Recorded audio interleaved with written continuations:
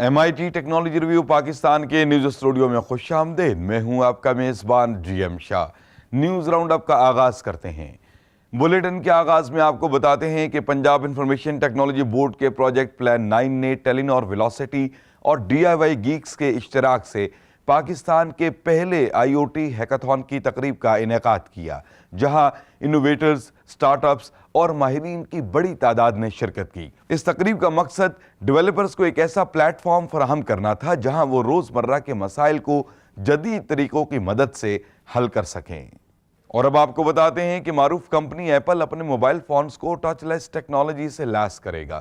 اس technology کی بدولت صارفین موبائل سکرین کو بغیر ٹچ کیے انگلیوں کے اشاروں سے استعمال کر سکیں گے۔ ایک رپورٹ کے مطابق اس فیچر کی بدولت آئی فونز کی مقبولیت میں کئی گنا اضافہ ہوگا۔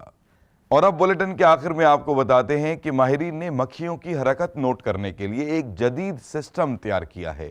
اس سسٹم کے تحت ان کو مختلف QR کوڈ سے منسلک کیا جاتا ہے، جس کے بعد جدید کیمرے کی مدد سے ان کوڈز کی شناخت کر کے ڈیٹا سسٹم میں منتقل ہو جاتا ہے۔ ماہرین کا کہنا ہے کہ اس سسٹم کی مدد سے ان مکھیوں کی دیکھ بھال میں خاصی مدد ملے گی۔ اس کے ساتھ ہی MIT ٹیکنالوجی ریویو پاکستان کے نیوز اسٹوڈیو سے اپنے میزبان GM شاہ کو اجازت دیجیے۔ اللہ نگہبان۔